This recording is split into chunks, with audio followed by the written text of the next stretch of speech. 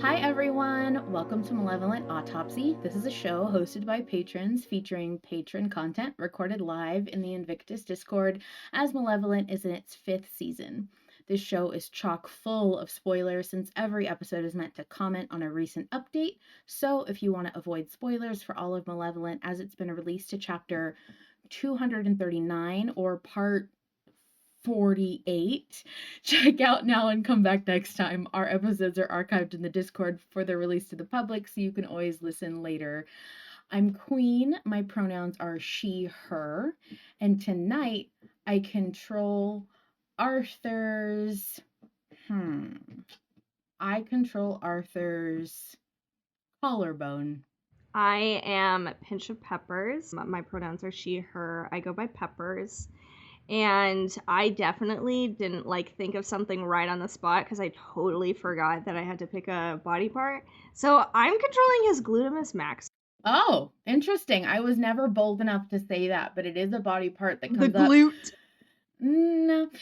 When you Google body parts, like parts of the body or parts of the body for kids is often what I Google because I'm on that kid safe search life right now. And you would be shocked at how many of them still include, and I mean, I guess that's a good thing, right? There's nothing wrong with that. It's a part of our body. But I mean, it's not one that I want to control necessarily. I don't know that I need to be in charge of that. Peppers, would you like to read our summary? I should do the summary, which I definitely didn't write. I definitely wrote earlier than today. So, part 239. Arthur elects to leave the friar alone as they rush towards the shouting. Barnabas is shouting murder. As they rush towards the scene, Arthur also hisses to John that they must touch the body of the victim to see how they died. John, however, seems less willing to do so, but will not elaborate. They come to the common room to find the rest of the guests inside, save for Langward. They're already questioning where everyone is. Langward is dead. Everybody rushes in. Friar rushes in, insisting that he was awoken by Arthur banging on the door. However, John comments that his shoes look like they were never taken off or put back on. The friar suggested that he was sleeping and had to rush to put everything back on, but me personally, I think that's sus. They share each other's whereabouts. Barnabas and Evard were in the study before they relocated to the common room, where Gerard was standing at the opening near the chapel, looking shifty, nervous, and drenched in sweat. Friar apparently was asleep, but when he arrived to meet everybody, he was also a very sweaty lad. When they found the body, it was slit at the throat from behind. They all began accusing Gerard of killing Langward. However, Gerard attempts to prove his innocence by showing his Order of the Fallen Star ring, showing that he was in the same cult as Langward and simply met him to discuss plans on how to get the Blackstone. However, the friar is insisting that Gerard stole the ring off of the body. To solve the case, the friar suggests that they all check the body to confirm that the ring is still on Langward. If so, everyone should turn out their pockets. This implicates Arthur, who still has his own order ring. Arthur begins to protest, which throws suspicion on him. However, Gerard covers for him and states that he watched the friar and Arthur go to their own rooms. However, the friar left his room. Tensions rise, but in the end, they all agree to go to Langward's body to search for the ring. Arthur must make a decision at this time: get rid of the ring or touch the body to discover who killed him. Dun dun dun. Oh.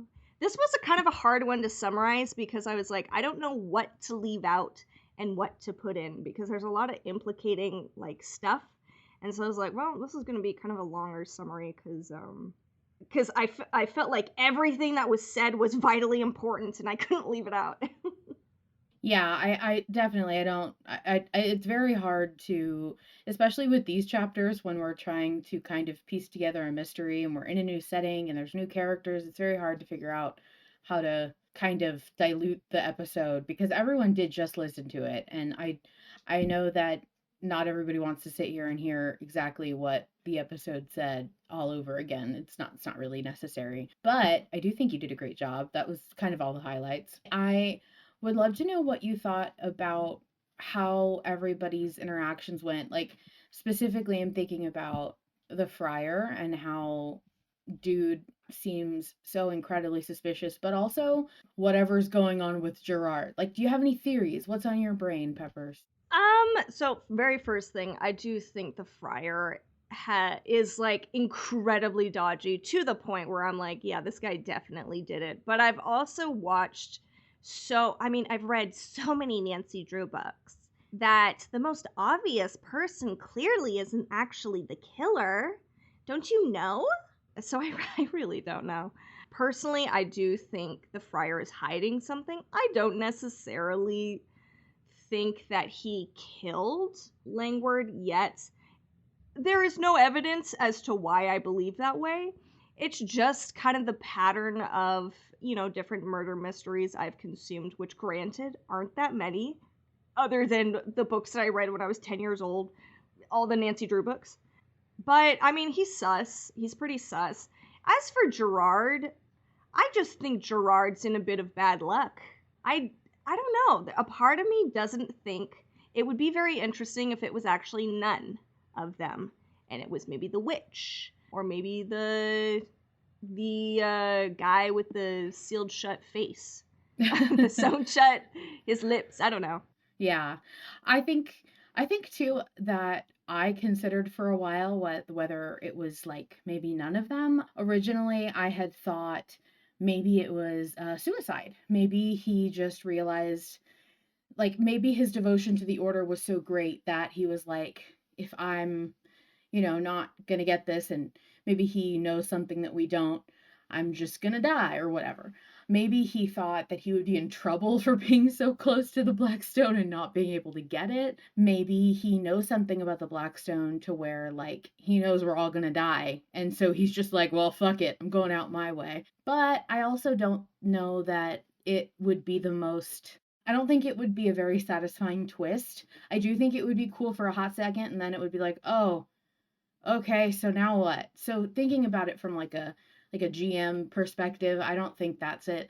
But I do think that a non-traditional solution might come up. I don't know if that means like maybe one of them did it, but everyone was in on it. Or maybe it is somebody being particularly, how do I say it, like manipulating the situation so that it looks, I mean, I don't want to say framed specifically because I don't know that I believe one person is trying to set up another person to look guilty, other than obviously the friar right now, who is so excited to pin the blame on literally anybody. Which I find incredibly suspicious. Dude is giving off the worst vibes. But at the same time, once I'm super suspicious of somebody that's being obviously suspicious, I'm like, oh, it can't be them. Like, there's no way. Like, because it just it wouldn't be that obvious. I don't know. Yeah, I'm very much. And the way that I typically consume like murder mysteries and things like this, for example, I've seen that Queen has been watching Knives Out, for example. Listen. And it's great. It's an incredible movie. Any regarding any of those films, I just like sitting and being taken along for the ride. I may like at the very beginning come up with my theories, but it's almost always incorrect. And so I think I've been beaten down so much over the years that I'm like, well, I'm just going to let Arthur do his thing because clearly I'm not good enough to figure out who the killer is. Well, I'm the same way though. I don't really, when I watch movies like that or when I engage with murder mystery media or really any kind of mystery, I'm not the type of person to be able to guess that kind of stuff right away. But I definitely think that I get a lot more enjoyment out of it by not being right. Like, I don't mind that I'm not right. Um, and I think the only reason that I'm theorizing now is because I'm used to doing it with every chapter of this show and not necessarily just like the murder mystery arc. I don't think I would be. Like if I were just listening to this as a public listener, I'd be like, "Oh, I'm so excited to hear what happens next." And that would kind of be the extent of it. But because basically it's a mystery in a poll, like, it's something that I feel compelled to engage with. However, full acknowledgement, I'm not good at the genre. It's my favorite genre, but that doesn't mean I'm any good at it. I just really like I like being taken on a journey, and I'm willing to suspend my disbelief pretty much endlessly. So it's very easy to suck me into pretty much any story, and I'll accept what you say as fact. I'm a pretty good beta listener because I will just, oh, okay, cool. That sounds fun. Yeah, I buy that. And I don't really question it. So, all of that being said, we have been doing Murder Mystery Month in the Discord, and that is just something that I decided was happening. Nobody gave me the authority to make that happen. I just went, I'm going to stream a different murder mystery movie that I love every week. So, last week we did Glass Onion. The week before that, we did Knives Out. And this coming week, we're going to do Clue with Tim Curry, because I know there's a few versions of Clue. We're going to do Clue, and then the last week of the month, we're going to do The Thin Man, which is a very old movie, but it is one of Harlan's favorites, and it is a great, like, detective movie. So very excited. Lots of fun community stuff. And I only stream it on the Patreon stage because typically the reason I stream movies is when they're relevant to what's going on. Like murder mystery chapters mean murder mystery movies. So I don't want to have to deal with like not referencing the most recent updates and stuff. But small secondary side plug. You should join the Discord and then join the Patreon. Anyway, I think that this chapter had a lot going on in it. I think that I'm curious to know what further role Barnabas and Everard are going to play, because so far they've been pretty background as far as people that we're talking to and investigating. But I do really enjoy Everard's steady demeanor. He seems very like stern and serious and cold and like we're just gonna go do this and I'm in charge now and all that stuff, and I like that in a leader. So maybe I don't know, maybe I would like to see Everard lose his shit, but I have a feeling we're not going to. So I know that we're cutting our summary a little bit short, but honestly there isn't much to summarize or give thoughts on. Do you have anything else that you wanted to mention about the chapter? No, other than Barnabas is my goat.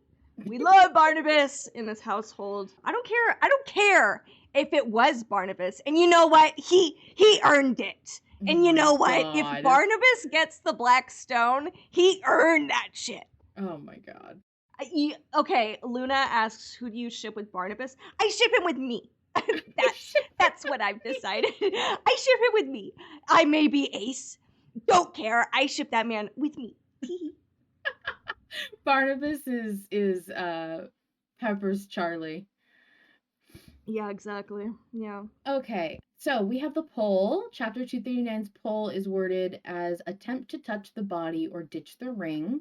Right now we're sitting at about 287 votes, with ditch the ring in the lead for 60% and attempt to touch the body with 40%.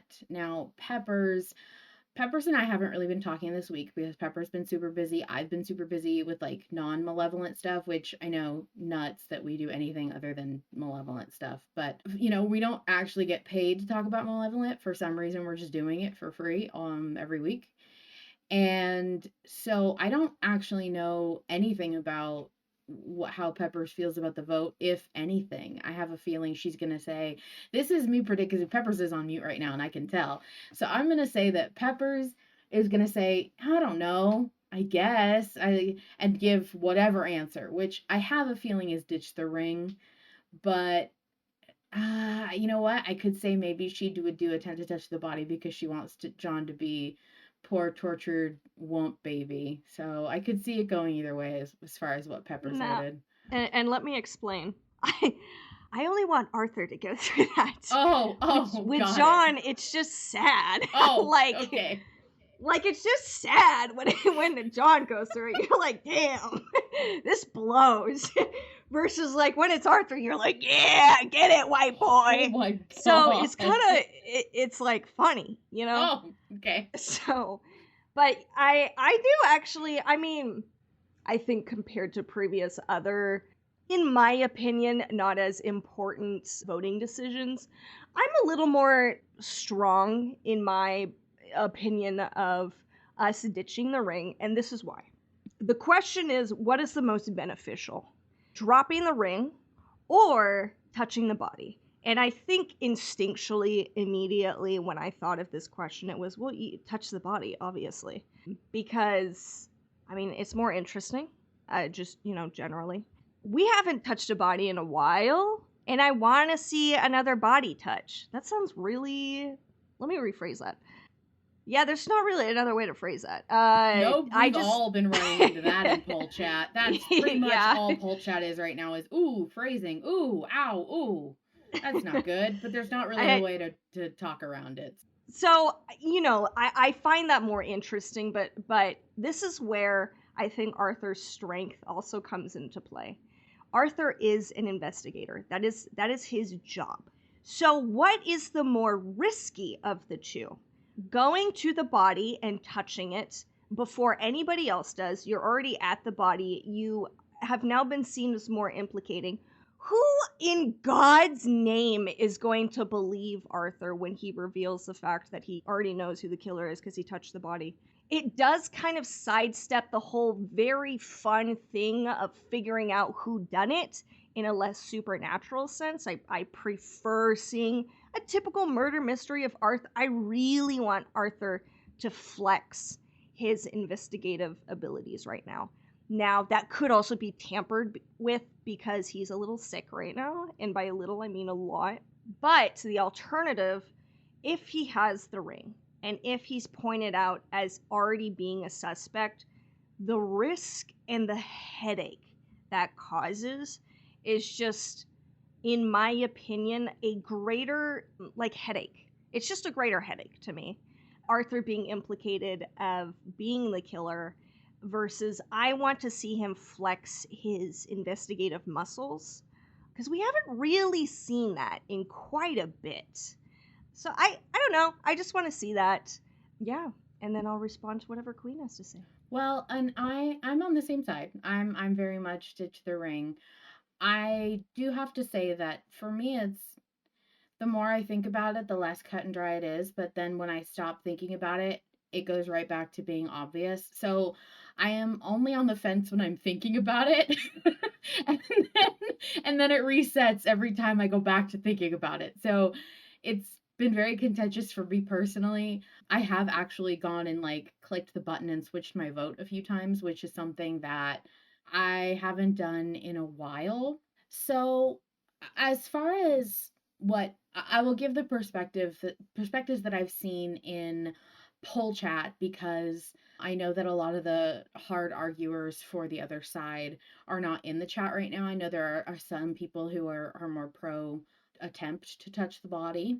That is the full choice of the poll. I'm going to try and just keep saying it exactly that way. So the arguments that I've seen about touching the body is that it's going to take too long to ditch the ring. It's going to look too obvious that we're hanging back and ditching the ring. And then, like, people are going to be suspicious of us not being in line with the rest of the group. I've also seen people saying that the ring is going to be ditched, but then found by somebody else later and in some way utilized against us or used in the case as some damning piece of evidence or planted somewhere or something like that. I've also seen people say that touching the body, even though it would show us the death vision, which may not be helpful because we can't tell people about it, that doesn't mean it's not helpful in general. It could show us something that we could use to keep ourselves safe or to help us know, okay, well, now we know who the murderer is, and now we just have to kind of reverse engineer it and set up the clues to like figure out how to make that obvious to everyone else without telling them that we had a vision about it. I've also seen some people point out that maybe these guys aren't going to be so freaked out by a death vision because they all have something to do with the occult and the otherworldly and magic type stuff. So maybe that won't actually be as crazy as it sounds. Maybe they won't freak out. Maybe they'll believe us. Maybe somebody else has death visions. I've also seen some arguments for the fact that the if you try to go on the meta side of it and talk about the votes as a concept, we voted to keep the ring in this part of Malevolent, and to go back on that now and say, oh no, okay, we made a mistake by keeping the ring. We should have gotten rid of it earlier. So now we're going to ditch it like we should have before. That is, as like a general rule, that's not how Malevolent traditionally tends to work. I mean, there's nothing saying that anything is concrete. There's not really, this is something I had to learn, but there's not really a rule to voting. There's not one set of specific ways that you can vote that you can lean on and always be in the right. You can't just base your votes off of one specific thing. So, like, sometimes if you think that it's best to vote, always be on the offensive, always vote aggressively. And if the option is action oriented, that's always the right option. That's not how you can't do that. You have to kind of pivot the angle that you're going for based on a lot of different factors, and that's part of, I guess, what makes up the strategy of voting. You have to pick what factor you're going to base your vote on and then decide based on that factor how you vote. So, and this is me kind of pulling back and thinking about the vote too hard just so that I can explain where other people are coming from, because I know, guarantee you, Peppers is sitting there right now going like, I don't think about it like more than 2 seconds. What the fuck are you talking about, Queen? But Huh? What did you just say about me? but like I have to say, like, because I've seen a lot of really really good arguments in the chat and going back and forth, just because I don't agree with them and I am able to refute all of the other arguments at every turn does not mean I don't see it. It does not mean that it's necessarily even wrong. It's just that, like, my perspective, I feel more correct, and my feelings matter. And I thought about it for 2 seconds and came up with the Yeah. reason. Yeah. So here's I'm gonna read some stuff from people in the chat. Roses of Envy says, I still think if he does find out regarding, if he touches the body and finds out who the murderer is, knowledge is power. There will be the knowledge to avoid the murderers or stick closer to them to implicate them, but that's just me. And then Fish responded with, to be honest, I anticipate Harlan isn't going to let us know who the murderer is. Despite the third person death visions, that doesn't account for if the murderer has obscured their face or is wearing a disguise. Plus, the fact that Arthur has to keep holding the body to let the full thing play out. So if he's interrupted, he won't be able to see everything. I would love to respond to Fish if I'm allowed. And I want to say, first of all, I just finished listening to the commentaries that Harlan has been recently uploading for season 1 and 2, and I just got through listening to Arthur have that death vision in the sleeping city, and I was remembering that, like, John, the way that we see, quote unquote, hear death visions in Malevolent, it feels very isolated. Like, we don't know what's going on when John's having a death vision, because I mean, Arthur's having the vision, but he can't see. So John is seeing it for him. Now, we don't get any sounds from the outside world. We don't know what we look like when the death visions happen. We don't technically know how long they take. There's not really a measure of time that's been relevant as far as death visions that I can remember, at least. Watch me be corrected in the next 2 minutes. But I want to just point out, like, Fish says, plus the fact that Arthur has to keep holding the body to let the full thing play out, so if he's interrupted, he won't be able to see everything.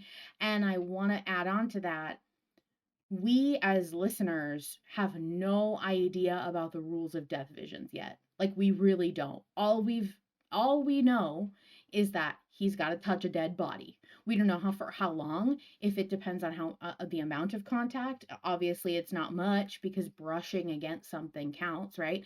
We don't know how long these last technically. We don't know if Arthur's eyes do something weird. So we know very little about this whole death vision thing. And to me, what that actually matters is that means infinite flexibility for a GM, which means we could get some new rules for these death visions. that could now kind of put things more in concretely. He could decide, you know what, I don't want them cheating and getting away with seeing all this stuff, so I'm going to put this rule in place now that I've never established before because it hasn't been relevant, right? That's what I would do as a GM. Like, oh, okay, you want to cheat my murder mystery? All right, well, I'm going to let you see the murderer, but at a cost. And now this death vision power has some side effect or it has some rule that has always applied, but it's just never been relevant. And here it is now.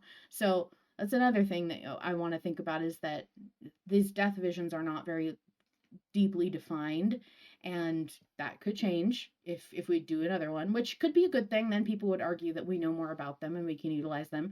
I also want to point out that Arthur is just a human, normal human man, other than these death visions. That is the first, like, supernatural power that Arthur has exhibited. He is in no way, like, technically, we don't have any proof or confirmation that he is somehow, like, mega healing transformer man. Like, like, I don't know how else to put it, but there's not been confirmation in the show that Arthur has any power or ability, or that he's like any kind of a god or whatever, outside of his death visions. And personally, I like that. I don't really want to utilize a superpower.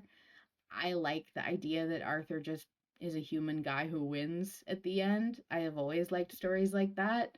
I agree that supernatural stuff and magical stuff is cool, but it would be nice in this show if the normal human man just, like, was able to do it all by himself.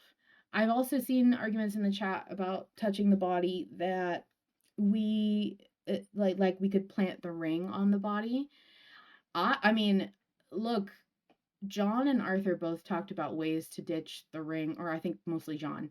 John gave some ideas for how to ditch the ring. That doesn't mean we're going to go with those ideas. It probably means those are the ideas that will come up first, but we don't necessarily know that that's it. He could ditch the ring on the body. I mean, like, Arthur has gloves on right now. I think we know that that's the case. I will also say the argument that actually tips me over the edge once in a while is, if we at least admit to having the ring, they won't search our stuff. And right now, we don't know that Arthur does or does not have his bag on him. It's kind of become Schrodinger's bag. I assume that he has his bag on him at all times, unless the story tells me he puts it down. But we have not had confirmation of that. And if he pulls out the ring, they'll stop searching, maybe, possibly. On the other hand, that does mean that we are, like, basically super guilty now. So, I mean, it just depends on how bad you think that's going to go. If you think it's going to be worse. So, we'll see.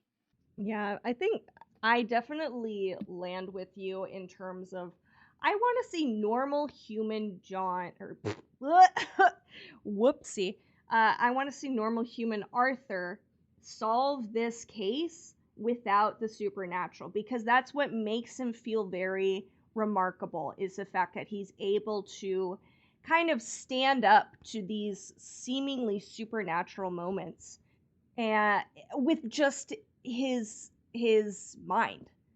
I find that so fascinating, and I feel like it's also very in line with the podcast of Arthur's capability of standing up against these, like, gods, you know, these supernatural entities, with just like his wits and just ability to keep getting back up. So I really do want to see that, by us choosing to not touch the body, even though we do have this ability, and it also would be fun to see, you know, that happen. But while we were talking, I was also thinking of John's reaction, immediate reaction to touching the body. He seems very hesitant. He seems very unwilling, and a part of me wonders if this is, I don't necessarily want to say like a trauma response, but this is clearly something that has always been unpleasant for John. And it continues to be unpleasant every single time we do touch a dead body.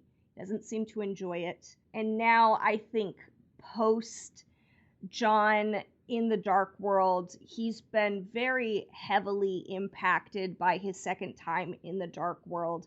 Maybe he's especially more sensitive to, the sight of dead bodies, and also him aligning much more emotionally to humanity. That makes him a lot more, I think, sensitive to kind of this gore and this horror of, watching somebody die. There is also an aspect of what supernatural consequence could this have? Because in season 1, there was a consequence every time we touched the body. Something else would come out from the dreamlands, from so on and so forth, to get Arthur. So are we still running with this consequence of using this ability where something bad happens as a result of them touching the body? Is that what is causing John's hesitance with this? Or is it that he's now just so in tune with his emotions that the very thought of it is just too unpleasant for him? I think that's kind of the question I have personally. Fish does point out in chat that the reason for the season 1, when Arthur touched the body, I believe in part 5, the reason for that was because the king was able to connect with them through the visions and send things through. Since season 3, it hasn't happened any of the other times they've touched bodies. Okay. I think that another point that I've seen raised is that people are very attached to protecting John's feelings and how John doesn't want to do this because the death visions are really hard on him.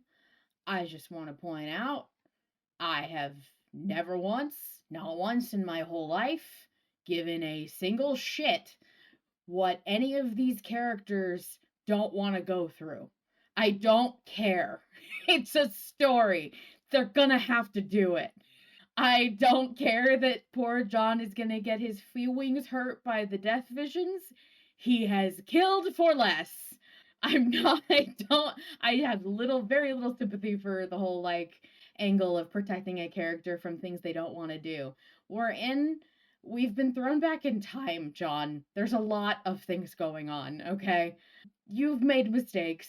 You can suck it up and have the death vision. You'll be okay. Chad is so offended. Chad is like, how dare you? Well, because protecting the psyche of characters like this it's ultimately completely fruitless in my opinion. Not only is the genre wrong, you're in the wrong genre if you want to protect them. I'm not saying that you should go out of your way to hurt them, but we're being given an opportunity. Really, this is, do you want to touch the body and have a death vision and maybe get confirmation of who the murderer is, which is a lot? Or do you want to ditch this ring and try and pretend that you have nothing to do with what's going on, right? And that has nothing to do with oh, are you gonna traumatize John again? That's not the choice.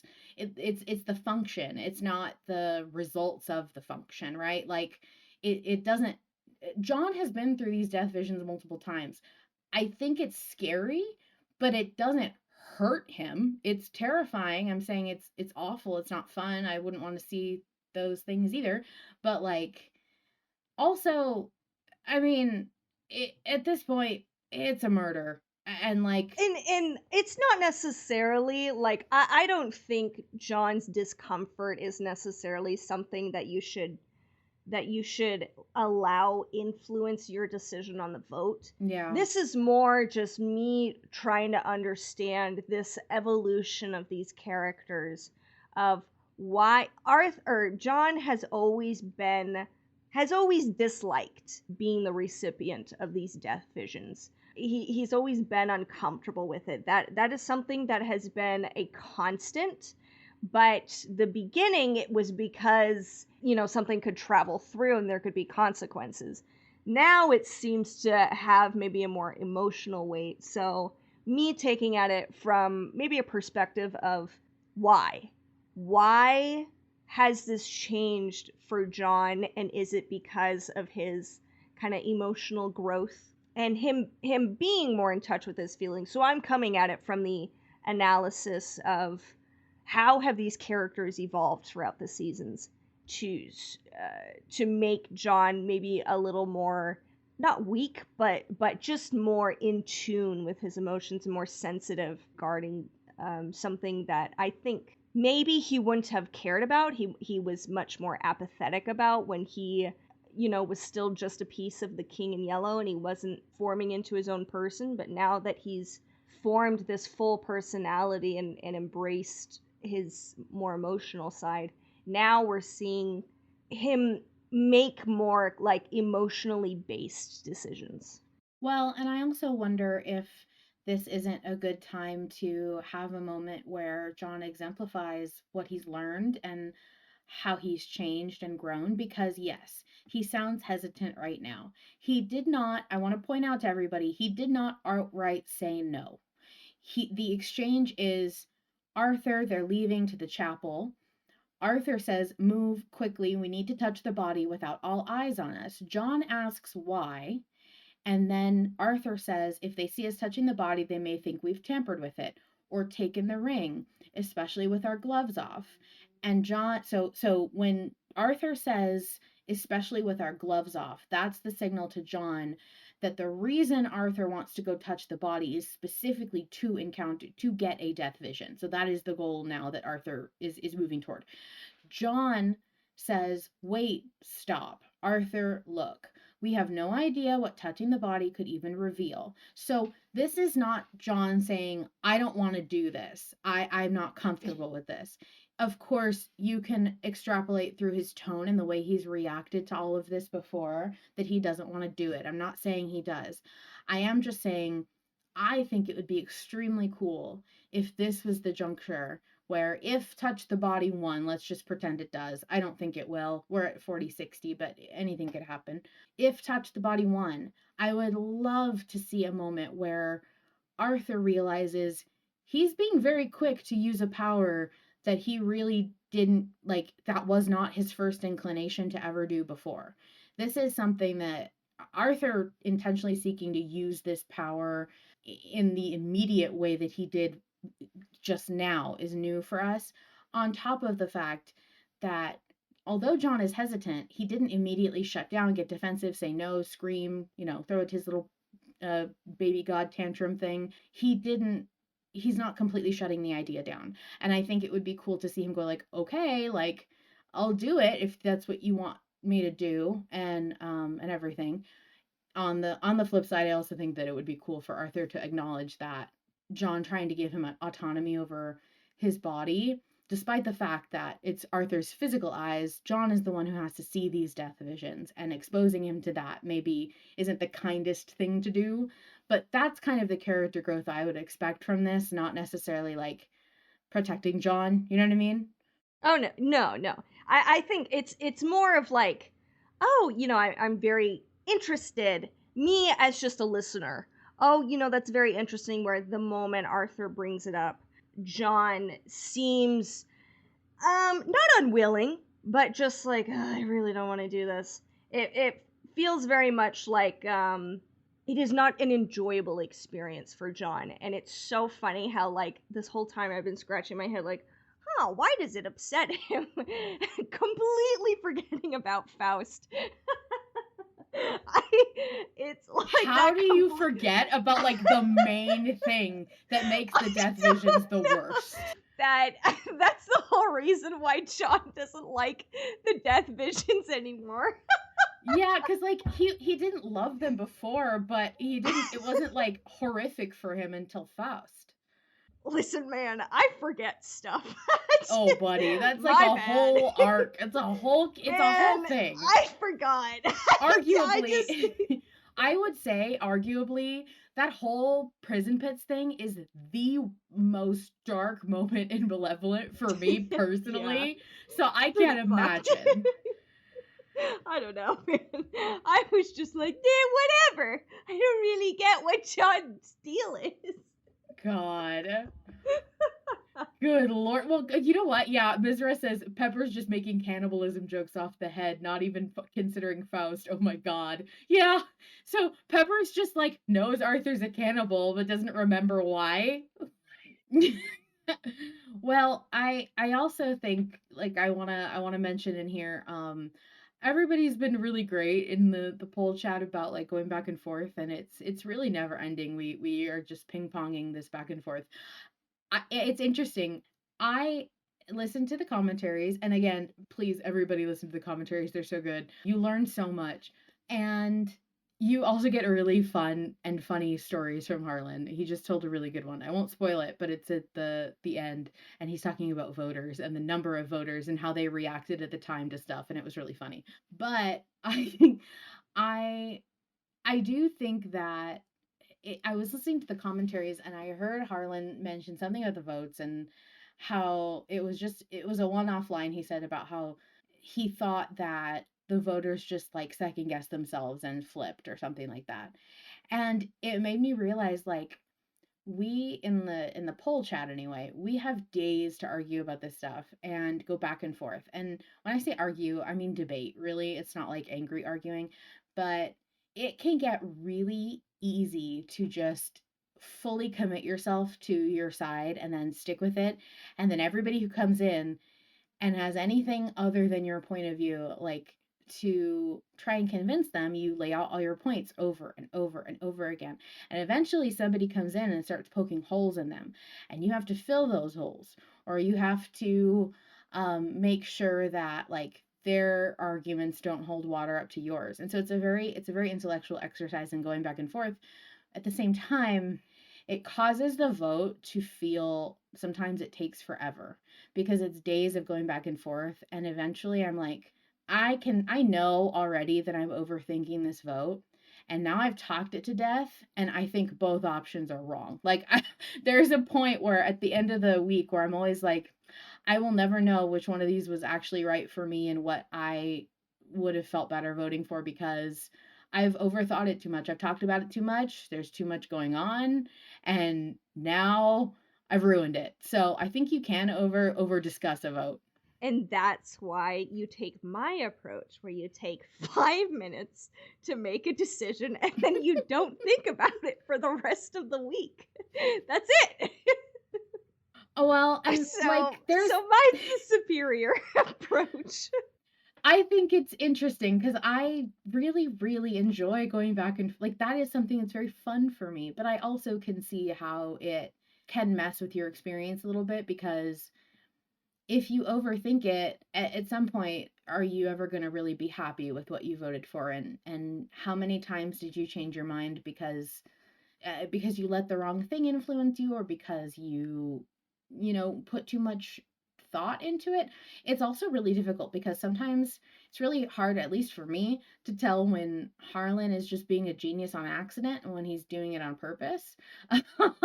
And sometimes things that like don't really matter seem like ingenious plots to me. And he's like, oh yeah, that just was a coincidence. I don't know. I just came up with that. Or something I'll be like, oh, the blue curtains are blue because he's specifically referring to that time that Farouk drowned in the bathtub because water's blue. Like, I'll go really far into it and then he'll be like, no, dude, the curtains are blue because I like blue. Like there's just no way to tell what parts are supposed to mean something more and what parts are supposed to just be blue curtains. And that's my issue when I vote is that sometimes when I'm in the poll mine's a little too long, I think the blue curtains are there for a reason and they never were. And I fall for that a lot. So I'm trying to kind of keep my head above water with this chapter, but it's been really difficult. So props to Peppers who can vote and then not care. But I have nothing else to do with my life. So I mean, and it also comes from like a different approach to the community and to just Malevolent as a whole. I think, Queen, you and I have also very like we take different things from the community that we really enjoy. You love the poll chats. You love I think you really girl, I love can't draw. So that's pretty much all I got is yelling. well, okay, so I think you love being an active part of the story and being able to influence the story. Am I right in that regard? Yeah, because it's unique. Yeah. Yeah. I when I came into Malevolent and I became a patron, and I've said this before, but when I became a patron, I wasn't going in to be a voter. I was just like, wow, this is like a really cool project, and it's baffling to me that this is free. I want to spend money for this. And then I saw that you could have some influence on, the choices made, and I was like, well, what the heck? But I didn't actually start actively voting like until several months after I had been a patron, because I didn't really I was like, well, at the end of the day, this isn't what I'm here for. When I come to Malevolent, it is there for like the end product aspect. I am there for, 5 years down the line, me coming back and me re-listening to the podcast and absorbing it fully as its own individual thing, as its own like individual podcast that has survived past the community. And I know that sounds very sad, but it's always been my way of consuming things, because I hate pressure of getting into a very active community. And so, when something's popular, like for example, mouth washing, the video game is super popular. I don't want to watch it anymore because so many people have watched it and I'm stressed out.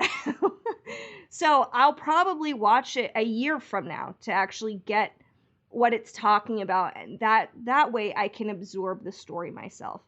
And that's very much how I approach Malevolent, of what matters the most to me, and therefore the poll choices that matter the most to me are the core, I think, will influence the character arcs. What started Autopsy from the very beginning was Queen and I having like a joking, shouting match on whether or not John should manifest after Arthur was killed.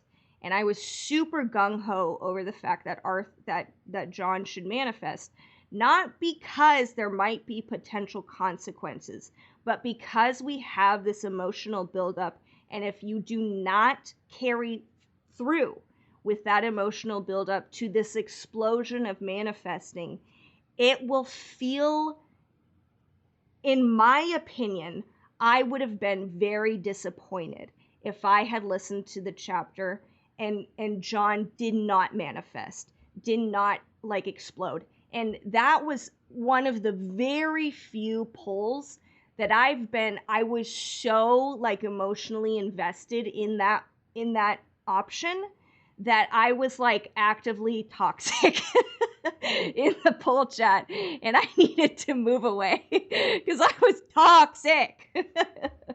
Which is another reason why I can't be in poll chat, because I take things very personally, which is bad and not a healthy thing. So when it comes to story options, so when it comes to this decision of like removing the ring, it's very easy for me to just spend 5 minutes making a decision and then moving on, because to me, this isn't like a core character decision versus, let's say, for example, in previous episodes, when Arthur decided, whether or not he would kill a man for killing their child. This is very obviously about him. And I was pretty like emotional with that, where I was like, hell yeah, this is like a core moment regarding Arthur's character and his development in his arc. And I wanted him to regress. But that's because I'm an asshole. And I love giving that to Arthur. But I think ultimately the decision of having him move past this viewpoint, where he's able to slowly start to forgive himself, was actually very healing for his character arc and for a lot of people listening. So this is all just to say that we're coming at it from different angles, where these kind of decisions, I don't find as much joy from it, because it's not specifically about something that I value the most from Malevolent, which is character development. Arthur deciding to drop the ring or not, I don't really, it's not a big deal to me. Versus if, in a couple episodes, Arthur's ultimately dying of the bubonic plague, and he has to decide between, I don't know, taking the COVID test or saving John or something. I'll care at that point. Yeah. Not saying that I don't care right now, but it this isn't something that I'm very passionate about, Yeah. but this also isn't to disparage people who No. are very passionate because they're finding a lot of value in it, and I think it just depends on, what people are going into Malevolent looking for and trying to get out of it. So Yeah, and yeah, I very long-winded. no, no, no. I love that. I loved hearing that because you said stuff I hadn't heard you say before. And I know that we always make it a joke, like, oh, Peppers and I are such opposites. So, I mean, we really are in this regard because when I hear Peppers talk about, like, I'm not really here, like, the voting is kind of a perk for Peppers that is optional because it's not that big of a deal. And I mean, not to say that it's not enjoyable or she doesn't like it because she just said she did, but like, for example, this vote, it may not be a character decision, but I get just as passionate about it as every other vote because of the community. And I think that's the other thing. I'm not, when I get into a fandom to the degree that I'm in Malevolent, I am not in any other fandom. Like, I don't have, I don't know how to say this, but like, I work a full time job and I come home and I check one server that is a group server, which is the Malevolent server. Like, I don't have another fandom to be in. I don't talk to friends in other fandoms. I don't have any other thing going on. So I do have the time to devote to like making a podcast about it and excessively discussing the votes about it. And if I were stuck limited to just talking about the episode that came out and there was no poll to debate or anything like that, I mean, I don't want to say stuck like it's a bad thing. That's how normal fandoms are. It's just, it would be a different experience, and I think it wouldn't be as engaging for me. I always deeply value heavy community involvement. I am at my best and most powerful when there's a strong community thriving and I'm not here too late. And that's kind of always where I end up is I get into the show or the thing too late and everybody's gone already, or it's just not as active as it used to be, or the excitement's gone because all of the endings are wrapped up and there's no more official content and stuff like that. So for me, the experience is completely different because right now my hobby life is centered around Malevolent. I have like friends and I go to, I do things on the weekends. I'm not saying all I do is sit around and do nothing but Malevolent, but I am saying that like it's my main thing that I do on the side for fun right now. And so for me, it's very exciting that I can be so involved in the community, and a lot of my enjoyment does come out of the community. Malevolent is wonderful. I enjoy it more now that I have a community to share it with. And I don't know that I could ever go back to any other way. Like, I don't think tomorrow I could leave the server and just be like, "Oh, I'm going to listen to Malevolent Monthly and just like be a normal listener again." This is it. Like, this is unfortunately it for me. I've cemented myself in place. Now, whether or not I remain active this way, I can't say. My life could change at any moment. But like right now, this is my thing, and I don't have a lot of other things going on. And I do that intentionally because I'm not good at giving small parts of myself to everything. It's kind of all of me or none of me. And that's not always a great thing. That's a very hard thing to deal with. But like, in this case, yes, ditching the ring and attempting to touch the body becomes a week-long discussion because it's the way I'm able to engage with something that I love. And the reason I think I care so much about Malevolent in a way that I don't care about my other fandoms is the amount of activity that goes on in the community. And a lot of that activity that I am able to contribute to is in the polls. So really, that's like the way I enjoy Malevolent now has become basically through voting and interacting with people through voting. I'm not saying that's the only place you can find me here. I have a million other servers that are like adjacent to Malevolent or working on Malevolent projects or like talking about Malevolent stuff. I write about Malevolent every day. Like every day, I am writing something about Malevolent. It's never going to be published. No one's ever going to see it, but like I'm always doing something for Malevolent. So, all that to say, our experiences of, I think, polls and the fandom as a whole and the server and everything are so different. And I'm so glad that we get to have both of those kinds of like almost opposite perspectives because to me, it doesn't matter if the vote's about a character or about an action. It's about the act of engaging with the community in a conversation about the story. And for me, that is always something that resonates much, much deeper than the story by itself. For me, Malevolent and its community are the same thing.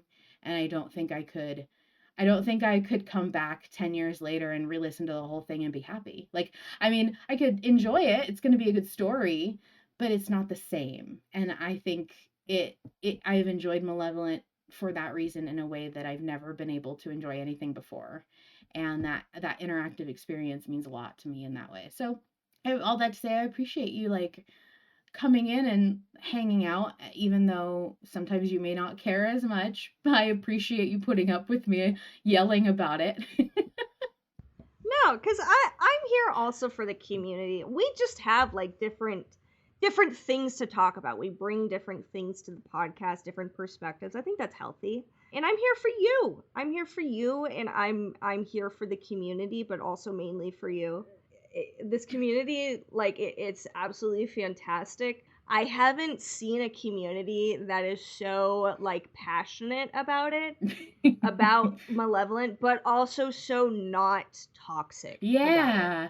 Like Like that is surprising. when people say, "Oh, everyone's so nice here," I'm 32 years old. I'm very old. And I mean like it's in the grand scope of life. No, I'm not that old, but I'm much older than most very active people in fandom are. And shout out to everybody who is uh older than 25. But like I Wow, personally okay. I, Okay. I personally just feel like when you say, "Oh, the fandom's so nice" or whatever and it's not toxic at all or blah blah blah, of course there's people out there who hate Malevolent or hate, certain things. And but I would say that I've been in a lot of fan communities. I've been part of a lot of projects. I've been part of huge groups before. I've been in interactive experiences before. Nothing and nobody is like the Malevolent community. I'm sure everybody says that about their favorite fandom, but like the amount of pure, genuine support in this community for each other is wild in a way that I didn't really think humanity could be. It was really just something I wanted to believe that humanity was capable of. And now, like, seeing it happen when people are like, "Look, I posted this art." It's not just people giving it a like. People are like freaking out about it and like asking to repost to their socials or reblog or retweet or whatever. There's people who like jump at the prospect of helping and doing all of these wildly like difficult or laborious things. I mean, autopsy is an hour a week. This has gone almost an hour and a half. Sorry guys. This is an hour Yeah, cry about it. You can leave if you don't want to be here. it's an hour that we devote of our time, which is not a big deal. But guys, we have like multiple people who sit there and write transcripts of my voice and Pepper's voice and all the stupid shit we say. We have people who are going through the whole podcast and editing out our mistakes and dealing with our sound and audio problems. We have people who show up to the damn live recording and talk to us every week. We have, I mean, there's so many people who give so much of themselves for nothing in return in this community purely because they want to see you succeed. They support what you're doing. They care about you as a person and a creative person and a person who has something to contribute. And that is like, you can't find that anywhere. I don't know how Malevolent attracted this level of people and this kind of person or how we keep out the bad people, but it's working really well. Don't change. They love all of you. Yeah, Lambda says, "I've spent about 15 hours between yesterday and today working on putting together the fairy tale zine for no other reason than it's fun and I'm passionate about it." Mizra says, "The transcript workers are wizards and my audio processing disorder self thanks them very much." Seer of Time says, "The reason I think this community is the way it is because Harlan and Joe and everyone in this community treat each other as equals." And yes, that is absolutely it. I think that is a great way to sum it up concisely. Everyone's equal here and we all support each other and we don't tolerate anything less. And that's really what community is. I mean, in comparison, there's so many like toxic fandoms that I've been a part of or I've just seen and I've witnessed. Yeah. It's the fact that this fandom is small enough that getting like fan art is still like phenomenal. Yeah. It's still like super incredible. And there's so many high quality artists as well. There's so many high quality writers. there's so many just passionate fans within the Malevolent community that kind of like baffles me. Yeah. Because I don't see that in that many other fandoms. And the fact that it stayed comparatively small to other fandoms that I've been a part of has been really nice. And there's basically no toxicity. I mean, or it's easily ignored. Yeah. That it's like, great, this is awesome. So I don't know. I feel like everybody's pretty grounded here. Yeah. There's not a lot of weirdos, I feel like, also, which is great. I've been in a lot of fandoms where there's a lot of weirdos. So yeah, I mean, it's pretty great. Lambda, I guess you're not a weirdo. You're a little stinky. Shout out to, I just want to mention, shout out to Worm, who's in the chat, and that is WYRM. Worm is like a super transcriber. Graham does transcripts too. Bird does transcripts. I'm just calling out those people specifically because they are in the chat tonight, and they do a lot of work. Well, Control, our little emergency backup gremlin, and Mizra, who is here and gonna have to listen to all of this again later. Probably cut a bunch of it because it's really over time. But Warm Fuzzy stuff is good. Okay, well, we're gonna go ahead and end it there because it's been a hot minute. Thank you for listening. I think we covered some really important stuff. I also just really like talking about my feelings. I'm a very emotional person. It's almost like you don't care about John's feelings, but you do care about yours. Wow. Okay. Thank you to everyone joining us live, like Graham and Mizra and Vol Control and Autumn and Lambda, and I think I saw Yami in here. Yes. Okay. Yes. Thank you to all our friends. Thank you to the volunteer transcription team and our volunteer editing team. Thanks to everyone listening in the future. You can find Malevolent Autopsy on Spotify, YouTube, and Apple Podcasts. Visit linktree/Malevolent Autopsy. That's linktr.ee/Malevolent Autopsy. And as always, the horrors persist. But so do we. Good night, everybody.